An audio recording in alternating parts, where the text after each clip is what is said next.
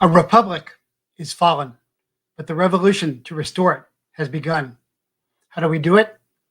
Not with demonic Democrats and Republican rats holding Zoom meetings with ludicrous liars like Blinken and Miley, who do nothing but talk, while off camera they are paid off. Not Austin the coward, too afraid to even appear before the Congress Con show.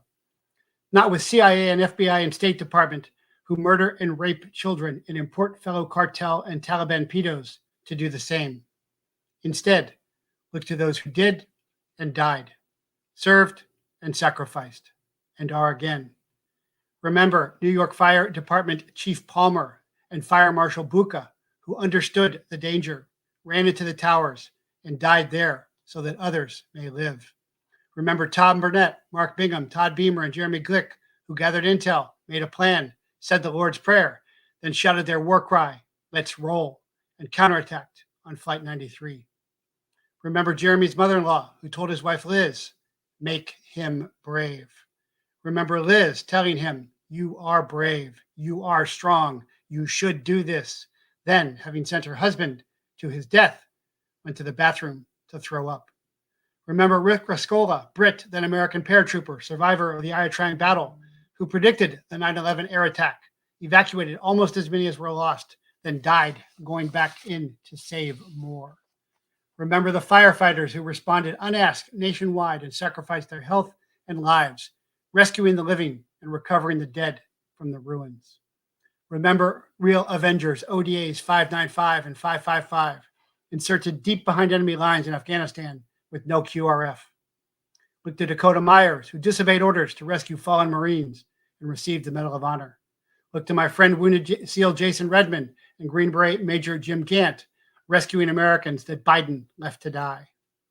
Resist, rebel, refuse, and revolt the traitors and all of their rules and ruses. Emulate our heroes, dead and alive.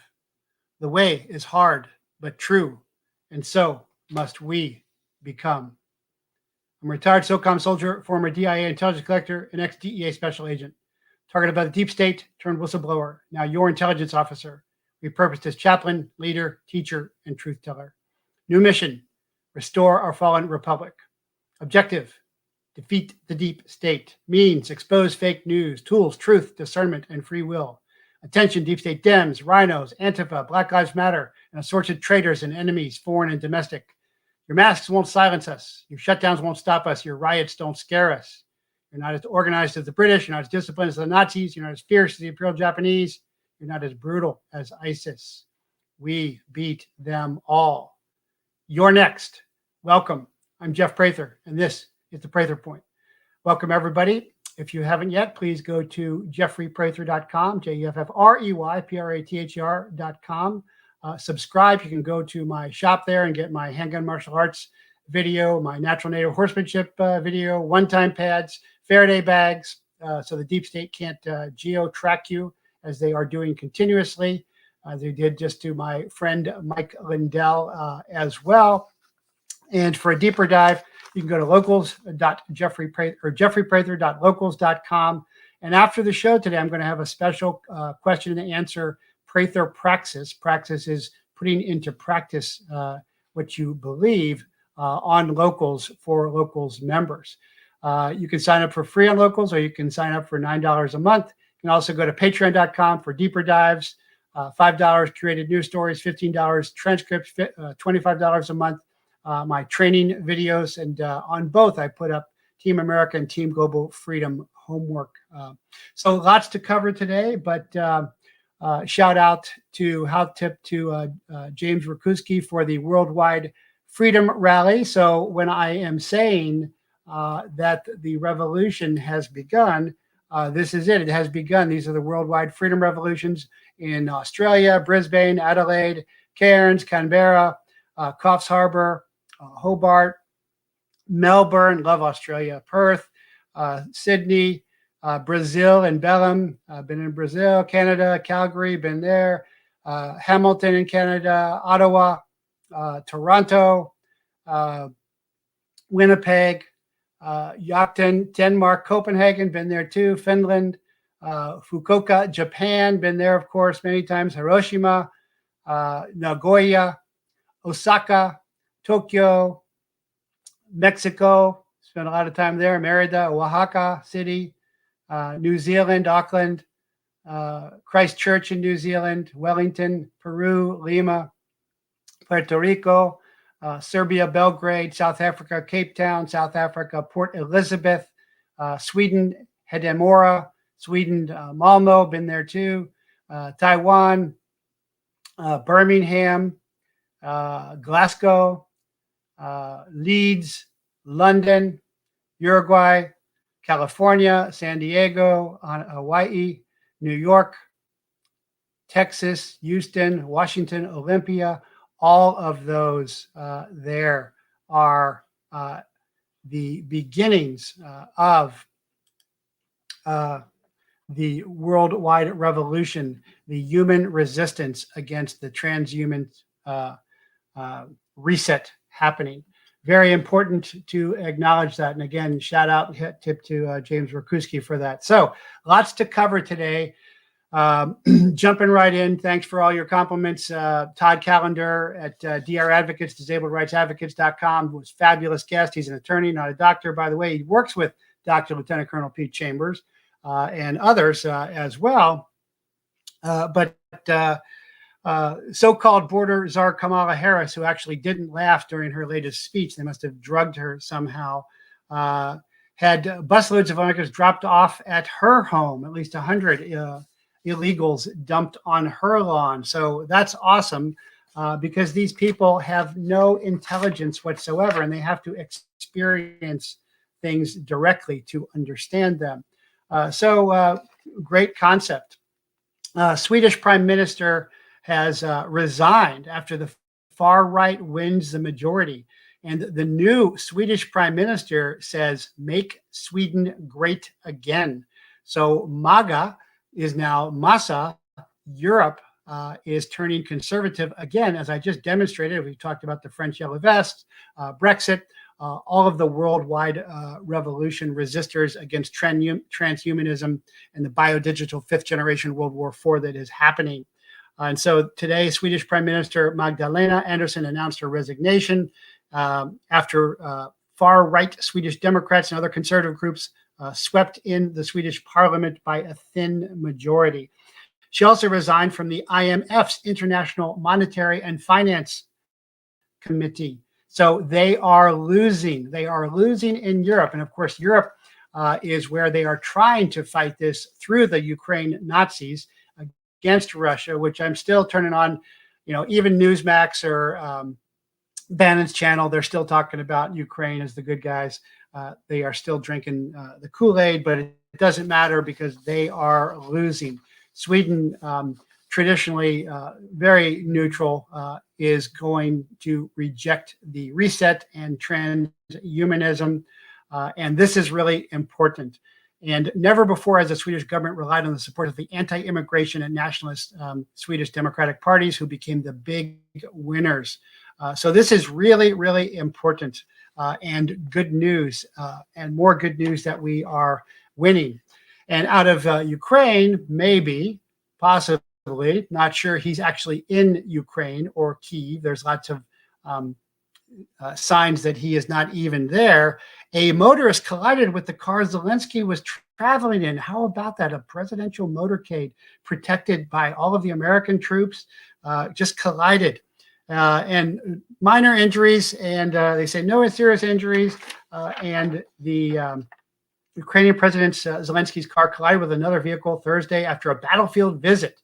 So the battlefield was fine, but he got in a car wreck in traffic. Zelensky is returning to Kyiv from the Kharkiv region, where he visited the troops in the recaptured city of Izium. And passenger vehicle collided with the president's motorcade. Driver of the other vehicle received first aid from Zelensky's medical team, taken away by ambulance. They don't say who his name was. They don't say what kind of car it was, where it was. So this is likely an assassination attempt of the puppet Zelensky, and they are just covering it up.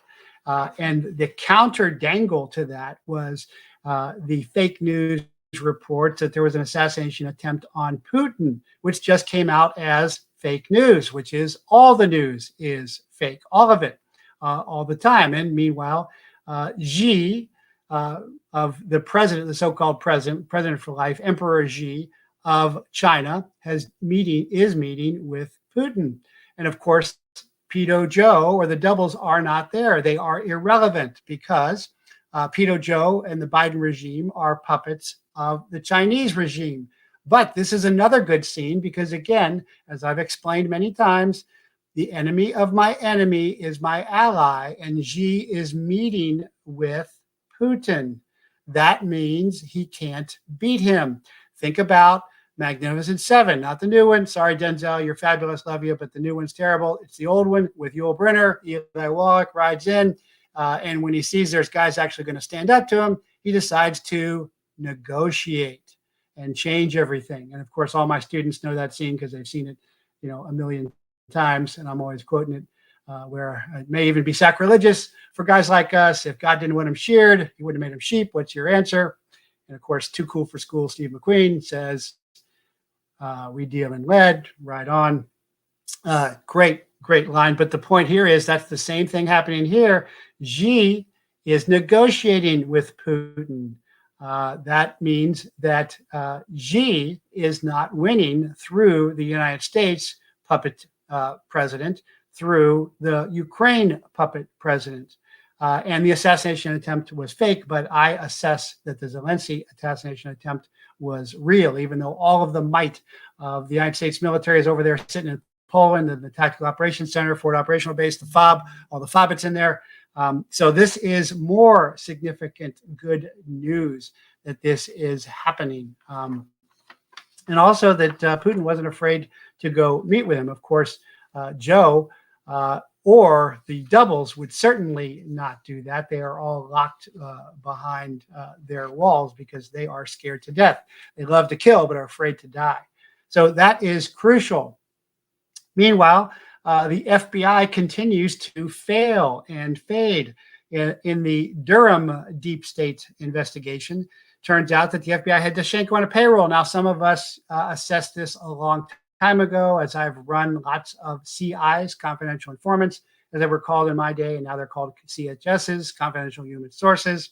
But an informant is someone who informs somebody, so it's not really a bad problem. But Durham has revealed that Igor Daschenko, who worked as a key contributor to the discredited Steele dossier, funded by the Clinton campaign, was later put on the FBI payroll as an informant. So the lesson here is, it doesn't matter that they're called the Federal Bureau of Investigation. That's a storefront. They are an intelligence organization, and they don't do intelligence. They do psychological operations, which they call influence operations. And they're supposed to do them only overseas, but this is, of course, how they run it against Trump. And they are failing. So they had him signed up as a CI, and then they indicted him for lying, which typically happens. I would tell my CIs, if you lie to me, then all deals are off. And typically they get used up. Daschenko was facing 5 counts of lying to the Bureau during his relationship. Trials next month. But in March 2017, the FBI had signed the defendant up as a paid confidential human source of the FBI, and they terminated him in October 2020. And of course, they were using Steele as well. There's no investigation that the FBI does. It's just all influence operations. So maybe the mainstream media and the idiot congressmen and senators and generals and admirals will wake up, but don't hold your breath. The baseless Alpha Bank allegations, which is also pushed by the Clinton campaign through friends at the FBI, because you can watch House of Cards. You can see how the Clintons have come to control the FBI through the CIA, which goes back to my days with the Contras, cocaine, CIA, and cash. That's how that all happened, because the FBI is Foreign Counterintelligence. FCI is really CIA. And the infamous Joe Pienta, the twin of the evil twin of Strzok, who is also evil, sent a note to FBI Special Agent Curtis Hyde stating people on the 7th floor, to include director, are fired up about this server. Did you guys open a case? Can you reach out and put tools on? And tools means black bag ops. Harry the Greek was on the show the other week and was talking about how the FBI have an open investigation. Yes, so if you want to do an affidavit for a warrant, you've already got to have an investigation open. So that's nothing really newsworthy. But it is newsworthy that Harry's working on the FBI covering up a lot of child slavery, child crimes, and sex trafficking in Ohio. And all that ties in, although I probably won't get to it today. There's so much to get to.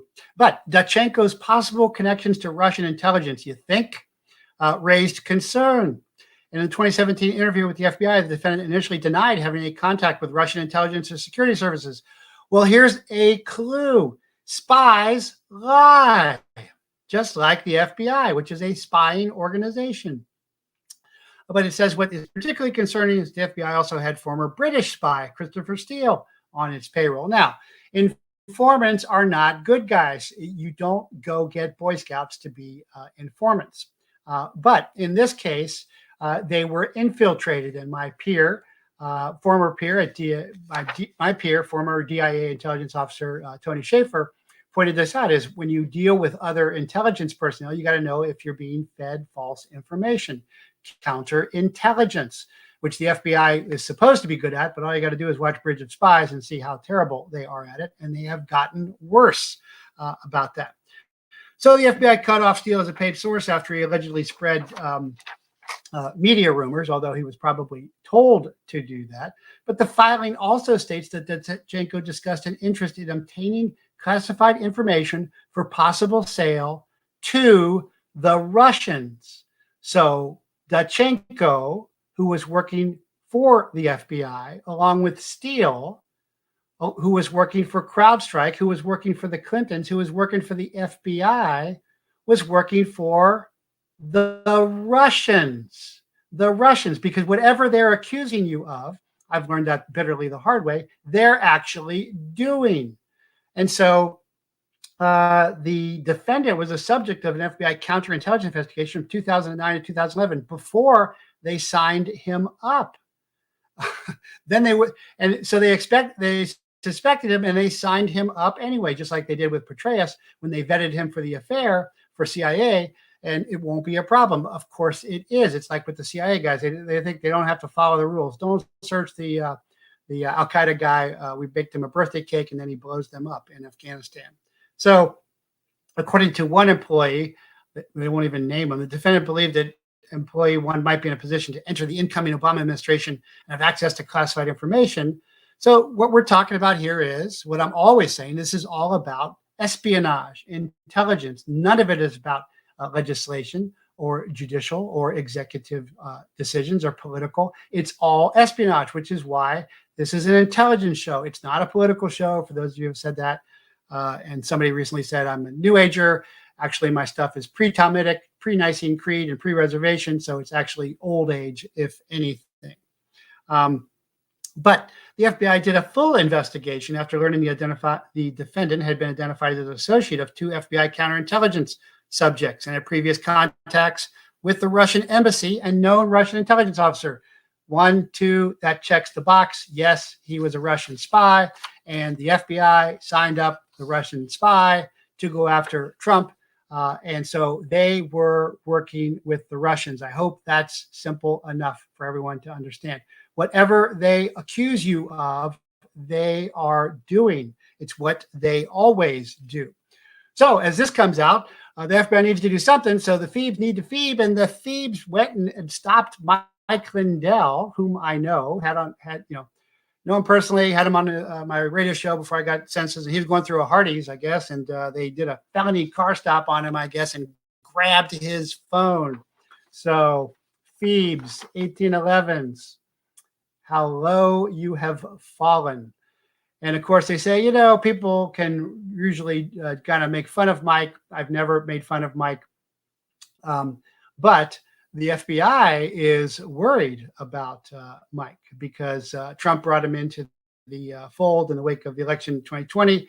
And he has done a couple of not True the Vote. That's Greg and Catherine, but he's held election investigations. Some Team America members have worked up on those.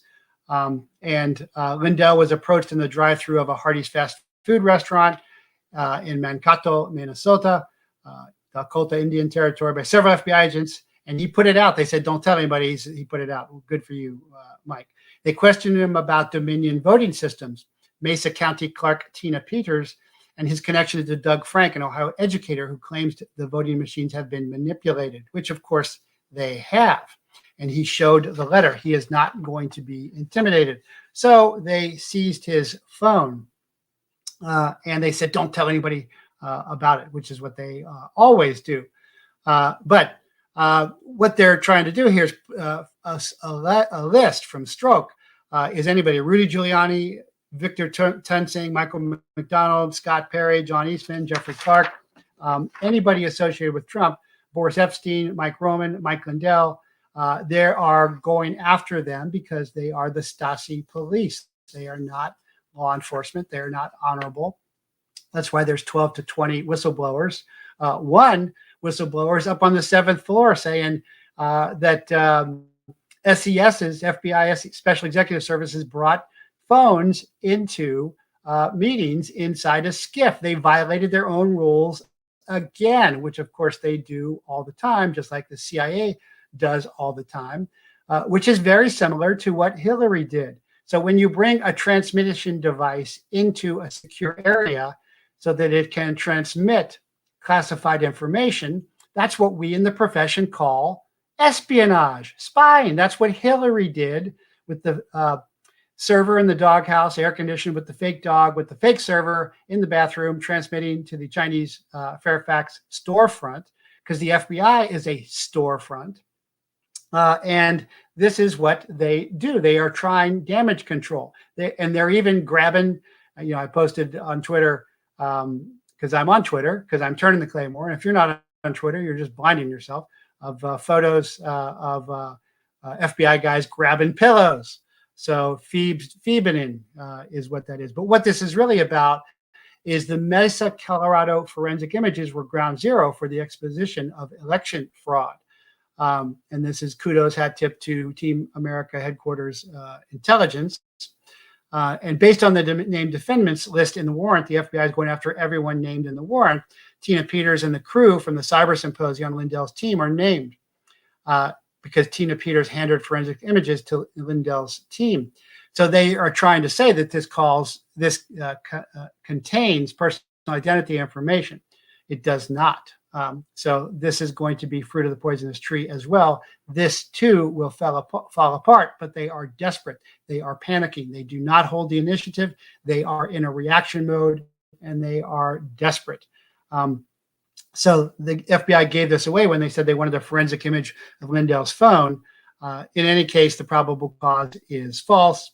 It doesn't contain personal identity information. And so this will not fly. Of course, the identity theft is coming through the FBI and Trump's attorneys, that is planting or poking, as George Webb says, evidence for them, because I forget her name off the top of my head. Let me see if I can find it here. But she is admitting that one of Trump's attorneys was admitting that she did a thorough search and did not find anything like classified, but she is a plant in there for the FBI. At one time I had about, but what they're really looking for is information on Mohammed al-Abu Said, because again, they have been infiltrated and controlled, and they are very embarrassed by that. I can't find the name of that female attorney that the rest of Trump's attorneys don't like at all, but that's okay. But, and of course, George Webb is just all over that and doing a fabulous job on that. I'll see maybe if I can pull that up here. I've got so much to get through today, but I'll see if I can get in here and find that to talk about.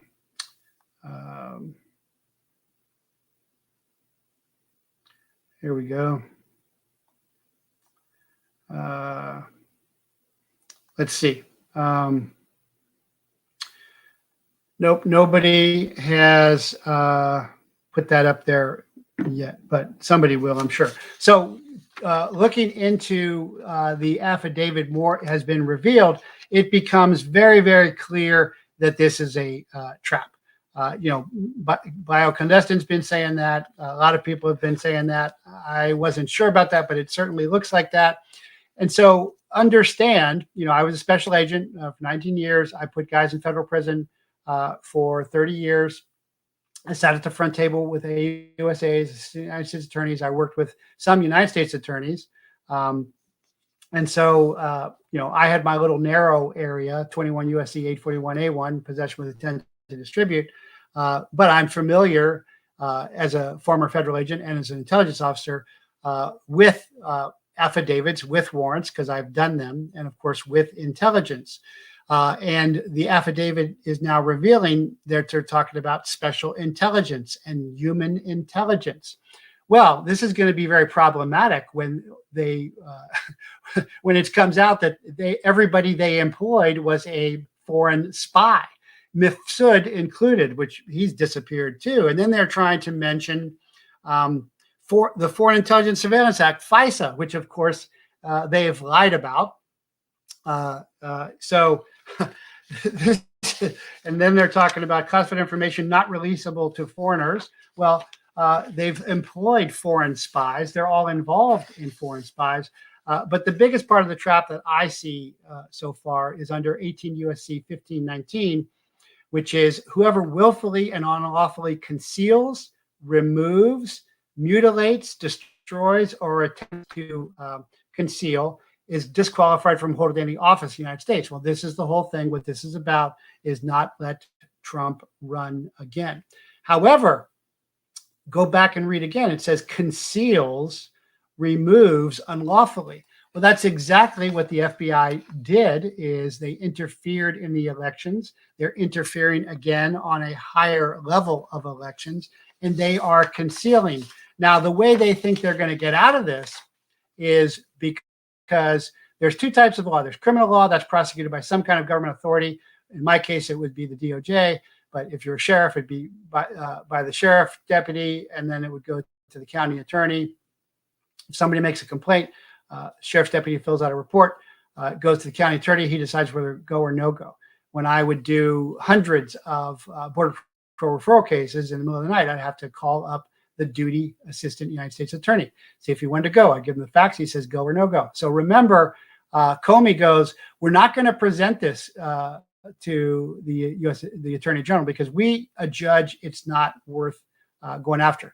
That's because it was going after. It's not his job. All of us who understood that knew he was pushing that away. Also, they've lost Hunter's laptop. They won't investigate Ukraine. They won't investigate China, Burisma, all of that. Because once they do, then those case files become discoverable. Even the notes in the case files become discoverable. And then once it's decided, then there is precedent. The way things are decided is precedent. And so they are trying to avoid that. But the law says conceals. And so there is a lot of evidence that they are concealing that.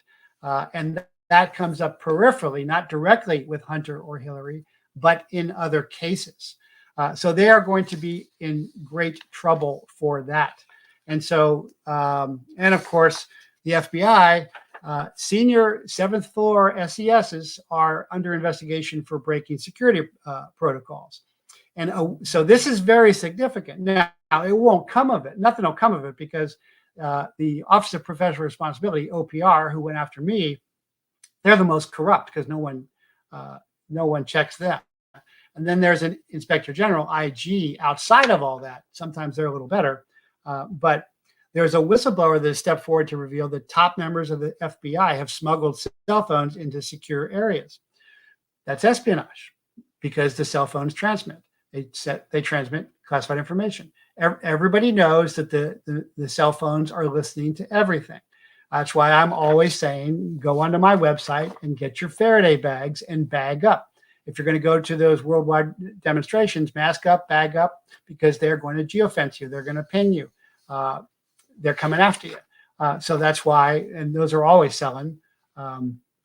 I didn't hold one up this time. I usually do because it's so important there. And these are the good guy ones, not the bad guy ones, because there's other companies that supply Blantifa. So go with the good guys. But when they smuggle cell phones, that's an intentional act. And this shows that even at the top levels of the FBI, they are infiltrated and they are failing and falling. This is the beginning of the end of the FBI. FBI 1811s, if you got any honor in you, this is time to get on the side of good because this is not going to work out well for them. So the agents violated Bureau rules rooms by bringing phones into SCIFs, sensitive compartmented information facilities on the 7th floor. And of course, there was a SCIF at Mar-a-Lago for POTUS, President of the United States, President Trump. And of course, now we're hearing, I think from George Webb, that they also brought cell phones in there. So this is all going to fall apart because they are reactive, they are panicking, and of course they're lying. Their corruption makes them incompetent. And the guy says, during the exam, I observed dozens of strong Bluetooth signals, dozens. And I observed several phones on the desks. So they had them right there on the desk. They don't have to follow the rules. And I saw this with DEA headquarters folks as well. All the bigwigs think the rules don't apply to them. Of course, the rules are to keep everybody safe. Christina Bob, Freedom for WE says that's the attorney former OAN. I guess that's who I'm looking for. I don't recall, but thanks for that, putting that out. So meanwhile, the thieves are saying, hey, we have just indicted 3 Iranian hackers for ransomware attacks targeting hundreds of entities around the world, including a shelter for victims of domestic violence at a children's hospital. We really are law enforcement. We really are the good guys. And so they've indicted, I'm not even going to read these guys' names because it's like when they indicted the Russians. Remember the Russians, which were bots that they indicted? And what happened with the indictments? They dismissed them. Why? Because they were bots. They're doing it again. Now, this is really telling, though, because why are they doing this? Why are they all of a sudden indicting Iranian hackers? Department of State and Treasury say that they are part of a group of pirates, and they are affiliated with the ideological army of Iran. And there's a $10 million reward. That's why my CI went to sue Michel Leonard, because he wasn't going to get the $5 million State Department reward. But Foreign Minister Anthony Blinken says this shows our determination to prevent any ransomware attacks against our infrastructure. So this is just a show that to cover up the Iran spying that Obama did, giving billions of unmarked dollars of cash flying to Iran, because now the CIA is saying again, oh, hey, they can build a nuclear weapon. Even in their big national intelligence estimate, they said, no, they can't build a nuclear weapon. And at the footnote at the end of the page, first page, it says, but they could easily switch the civilian project to a military project. And so they are trying to cover that up. It's just like saying, hey, Putin might be assassinated because Zelenko almost was. I assess. And they're saying Christopher Wray says that they engaged in hacking, computer theft, and extortion primarily for personal gain. They are not spies, because if there were spies, then that might say, that Dachenko was a spy and Steele was a spy and Mifsud was a spy and all the rest are spies, and we're fine here. Everything's okay. Nobody has infiltrated us whatsoever at all.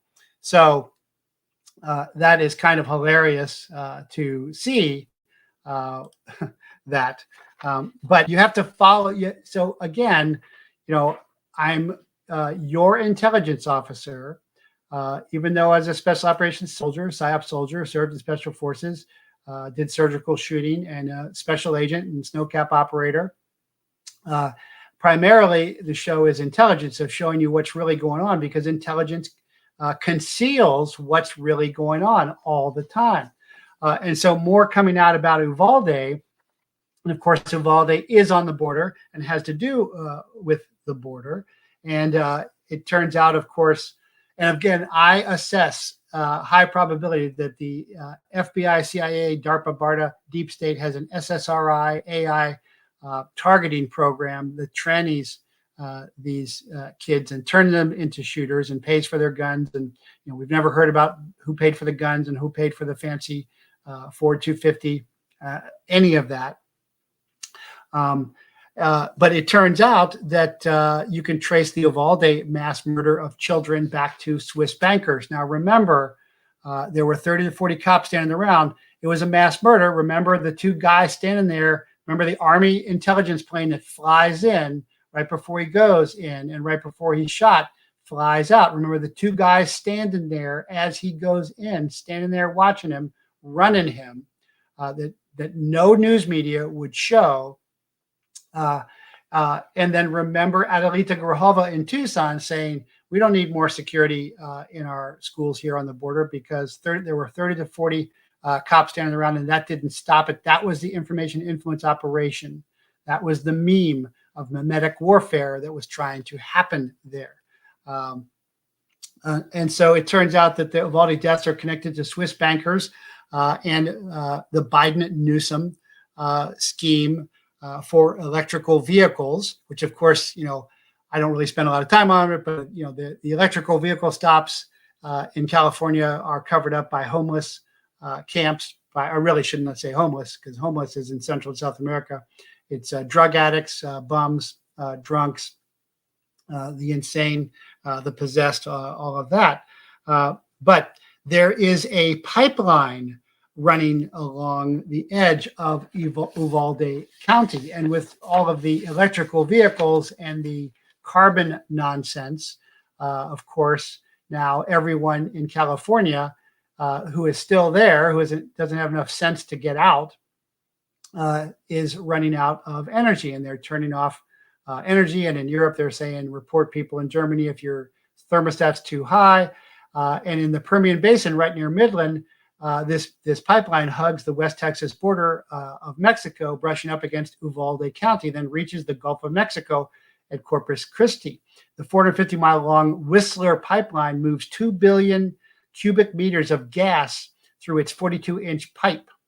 And so this is the only thing that's going to save California, because they've enacted all of their ridiculous green carbon policies that don't work. You need gas and oil to run the electric vehicle recharging, and they're not working. They're breaking down. And Ohio-based MPLX, which ties into Harry the Greek and George Webb's reporting, where the FBI is covering up child crimes and a rat line up from Florida to Ohio for drugs and kids. Ohio-based MPLX limited partnership, Austin pipeline operator Whitewater Midstream, New York private equity firm Stone Peak Infrastructure Partners, and Midland-based West Texas Gas is all tied into this. And so what they are doing here now is they are going to sue. Newsom is going to sue for the deaths. And of course, the new Cold War against oil-rich Russia and the electronics exporter China, which requires the depopulation of Uvalde, now being steered into bankruptcy by a crooked lawyer from the Biden Democratic cartel, the underlying strategic purpose of the pipeline that makes it its sole whistle stop at Uvalde to save Newsom in California is they are bringing suit of, they want to give $1 billion to the families of the murdered children. But to ensure the depopulation and destruction of Uvalde, the California Democrats have unleashed their mad dog lawyer against the state of Texas to launch a $27 billion, up to $68 billion lawsuit on behalf of the families of the dead school children by the African-American lawyer Charles Bonner in Sausalito, California. So understand this. California is suing Texas. This is lawfare.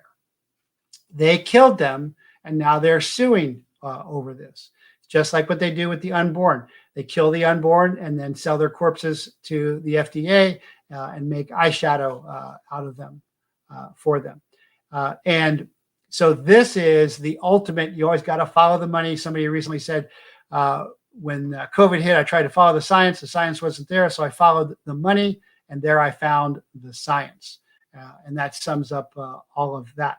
And so this Bonner is a self-styled activist, grew up in Selma, Alabama, and he intends, with the Pelosi Democrats, to gain each family of the murdered school children an award of $1 billion. It would be the largest settlement in history.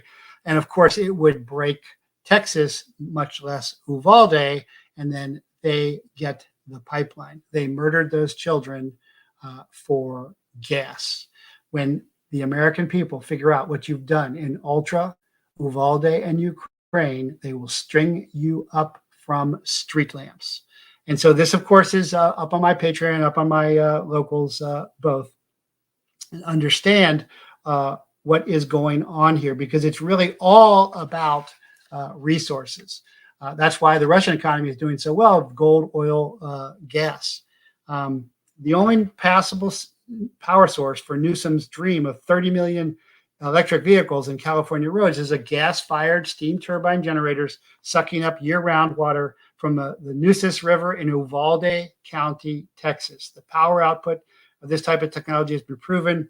And so they've got to have the gas and the power from Texas, because, of course, Texas, the reason why Texas is so free, besides being a republic for about 10 years, is that they've got all their own resources. They've got their ports, they've got their gas, they maintain their own highways. All of that is very important. And this goes back to a Swiss secrets whistleblower released to the Süddeutschland Zeitung, South German daily newspaper, that the Swiss bank gave more than $117,000 to Joe Biden's 2020 presidential campaign. And Swiss Secrets is a global media exposure of Credit Suisse's financial services for brutal dictatorship started in February with relations from a whistleblower who released a vast trove of bank records to the Munich-based newspaper Zeitung. And it says that 15 intelligence figures from around the world or their close family members have held accounts at Credit Suisse. This makes sense because intelligence personnel fly all around the world. They sit typically at the agency. They sit there with bags packed, and they can just get on a plane, different passports, go anywhere in the world. It's easy for them to do this stuff overseas. So the accounts, many of which had large balances, raised due diligence questions for the bank. Account holders, including spy chiefs and their relatives from Jordan, Yemen, Iraq, Egypt, Pakistan. These are the allied spy agencies in the war on terror following the Bush invasions of Afghanistan and Iraq. Some have been accused of financial crimes or torture or both. And so this goes back to the 2008 Body of Lies movie with Russell Crowe and Leonardo DiCaprio. I didn't think it was that great of a movie, but this is what's behind all of that. So you have to look deep for the dangle, for the distraction, for the poke, all of that to understand really what is happening, really what is going on. So Ghostwalker says, invest in rope. Yeah, everybody says, yeah. Very good. They're spinning plates at this point. No, they're breaking a lot of plates as well. So that leads me to Starvation starts in September. And this comes to the story that you may have heard of. I was a guest on, what was it the other day? Can't think of the Canadian show. And they were asking me about this. So I thought they were real sharp. Is a German legislator said in a meeting that we will all remember where we are on September 24th, just like the day that Kennedy was shot. And then there was a lot of murmuring going on in the meeting. And what happens with a lot of generals and admirals and politicians and stuff, they say stuff that they're not supposed to say. Not like Biden and the doubles, who just, says, but things will come out. And so this probably wasn't supposed to come out, but it did come out. And so, I started doing my intelligence research of what is significant about September 24th. I believe, and I didn't get a chance because I've been super busy preparing for this show today, that one of the Benghazi groups that attacked was September something of a group, September 13th. Maybe somebody can let me know about that on live chat Rumble rants. I'm looking at that now. So if you want to check that out, if you're able to help me with that, put that up there, and I will look for that. Nope, don't see anything else happening right now. But the Pope, who is certainly evil and corrupt, has instructed Vatican entities to move all funds to Vatican Bank by September 30th. Of course, Templars start the banking system way back in the day. Templars were the elite warriors of the church, then got corrupted, then all got killed off. That's where Friday the 13th comes from. But the Pope wants to get his money together. He doesn't really care about Christians, but he definitely wants to get all his money together by September 24th. So what happened on September 24th? Well, if you go back to Grant, who became president, it was called Black Friday on September 24th. This time it's going to be a Saturday, I believe, but it was James J. Gold and Jim Fisk who set up a scam. And as vice president for the Erie Railroad, so bear in mind, I'm going to come back to railroads here in a second. The duo had won a reputation as two of Wall Street's most ruthless financial masterminds. So corruption is nothing new. It's human nature. And they had enjoyed a lucrative partnership with Tammany Hall power player William Boss Tweed. In early 1869, Gould had spun a web aimed at conquering what was perhaps the most audacious target in the American financial system, the gold market. And it's funny because I've been contacted by 3 different gold companies recently, and I'm going to do something with them, and I will get more into that shortly. But this is what I'm focusing on right now. And so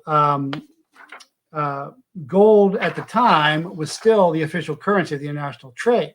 But the United States had gone off the gold standard during the Civil War when Congress authorized $450 million in government-backed greenbacks. So competing currencies, gold and greenbacks, have been in circulation ever since. Now we've got biodigital currencies versus, and the dollar, the petroleum dollar, you had to buy in US dollars petroleum, which is resources. Russia, Putin now with oil, gold, gas reserves. And gold's gold play faced one significant hurdle, and that was Grant, because Grant had been a fighter. And he had been tenure as the chief executive of the U.S. Treasury, and he kept massive gold reserves. So he had to have a way to scam the president. Of course, this regime has been scammed completely. It's pretty easy. And so they needed a way to effectively set the value of gold so that the price went down. And if a speculator like Gold tried to corner the market, Grant could simply order the Treasury to sell off huge amounts of gold and drive the price through the floor. For his gold scheme to work, Gold needed President Grant to keep a tight grip on his purse strings. So he found an elegant solution. He did espionage. He befriended Abel Corman, who happened to be married. He's a Washington bureaucrat married to Ulysses Grant's sister, Jenny, in 1869. And as a quid pro quo, he deposited a cool $1.5 million in gold in an account under Corbin's name. And so then he had an in. This is just like Hunter and Pedo Joe and the doubles. And so Gold and other conspirators had been secretly stockpiling gold since August. But upon learning that the fix was in, they disguised their identities behind an army of brokers and proceeded to gobble up all the gold they could. Exactly the kind of stuff you're seeing all the time here. and gold value climbed to dizzying heights. In August, a $100 gold piece had sold for around 132 in greenbacks, but a few weeks later, it was 141. So rumors spread about a nefarious group of investors who were trying to bull or drive up gold marketing, and many began calling the Treasury to intervene by selling its gold reserves.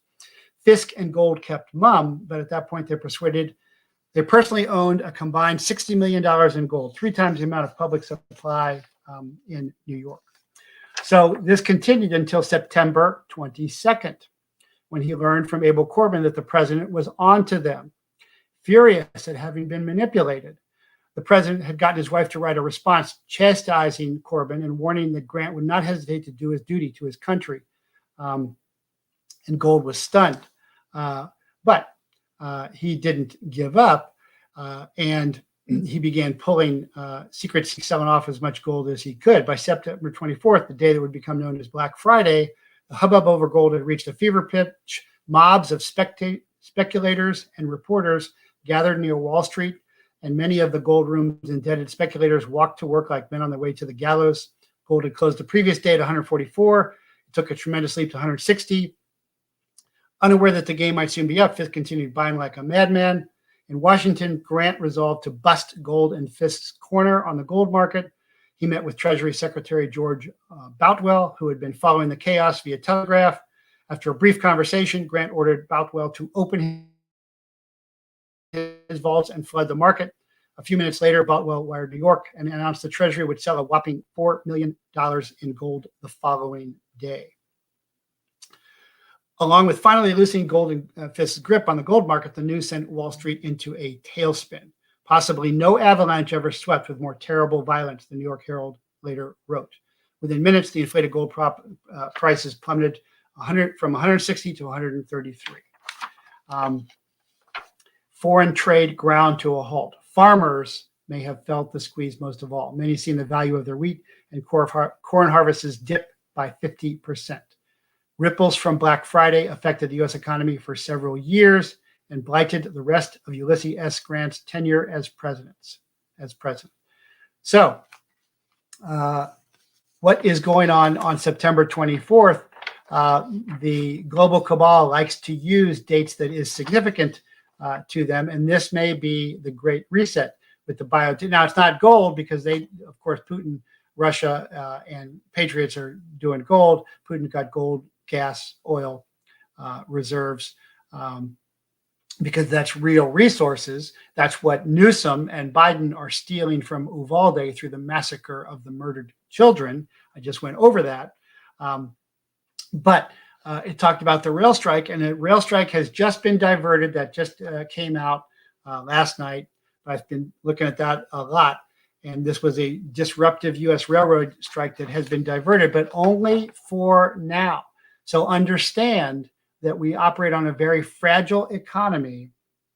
And so everything gets shipped from China on containers. The containers come off the ships, go onto trains, the same containers, which then go onto trucks. It's a fragile economy. It will break. Originally, the tribes, if you read the early journals, the traders met the tribes and are like, we got nothing they want. The Creator has given them everything. They had to be bribed to take alcohol and drugs and everything else to destroy them. And the same thing with the early Americans. Everything was grown and made here and exported from here. But they have averted a final strike at a last-minute agreement. But this may be a false flag. And so pay attention to this because the rank and file are upset about the massive layoffs in 2017, operational changes related to the precision scheduling railroading. They're fuming about the lack of raises since 2019.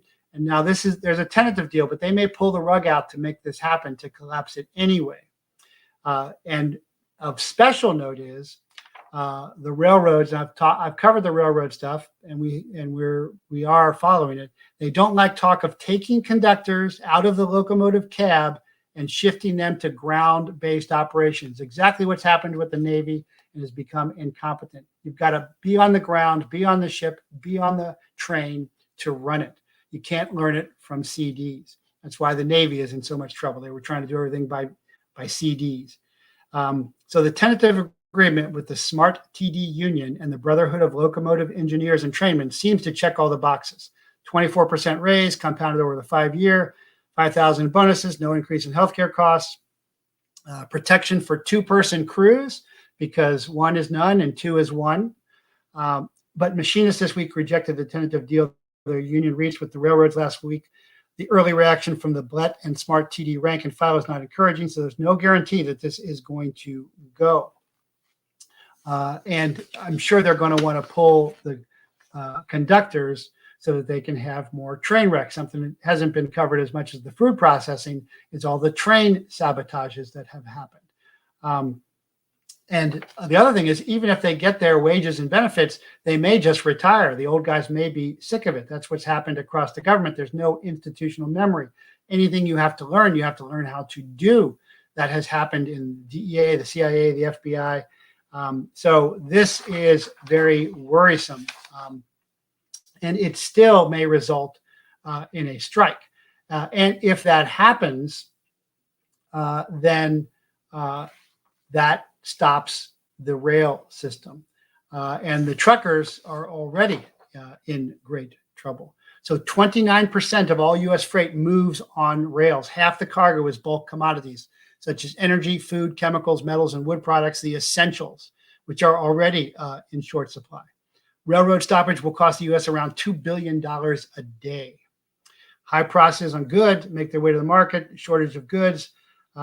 This means food, medicine, and everyday goods become scarce. So this is starving everyone into submission, as in Somalia, so that you'll take the jab, you'll take the vaccine lettuce, all of that. Now, most of the 12 railroad unions have reached or finalized tentative agreements. Two unions, the Brotherhood of Locomotive Engineers and Trainmen and the International Association of Sheet Metal, Air, Rail, and Transportation Workers, are still holding out, and that's more than 100,000 workers. So they are already intending on planning a controlled shutdown on the 16th, tomorrow. So we will see if that happens. This tentative deal is not an official deal. Plus, I would not trust any of the leaders at all. They just lie about everything. So what does this mean? So Team America has already got messages out, but for those of you who aren't, and Team Global Freedom as well, you need to stock up on necessities now. Food, fuel, prioritize your needs, medicines that you need, cash, metals, anything you can barter, because this is a very fragile system. Get your comms up. Ham radio is very good. Amron is very good. Amron.com is a good place, and all the Team America and Team Global Freedom are already way ahead on that, and other groups are way ahead on that as well. That's very important. But remember, they lied about the Trump-Russia collusion hoax. They lied about Jussie Smollett. They lied about biolabs in Ukraine. They lied about no Nazis in Ukraine. They lied about cloth masks. They lied about vaccines. They lied about COVID-19 transmission naturally occurring. They're lying about genders now. They're lying about everything. So to say that there is a deal, the trained people, the workers, the blue collar, the middle class that fight the wars, build the roads, run the trains, drive the trucks, yeah, they are honorable. Their word is good. You can shake their hands. The Washington elite and the paid off bureaucrats, you can't turn your back on them for a second. There's a Texas Child Protective Services social worker who just told a 14-year-old girl to become a prostitute because that is the dark economy of the deep state. So a lot to cover today that is happening. And so it looks like that a German legislator let the cat out of the bag, that there is something planned for the 21st. But whether you're talking to Todd Callender or Clay Martin or Michael Yon or me, we all say they are on the reactive. They are on the defensive. They're trying to follow a timeline. It doesn't work. Plans always fail. Planning is invaluable. Plans are useless. Develop the situation.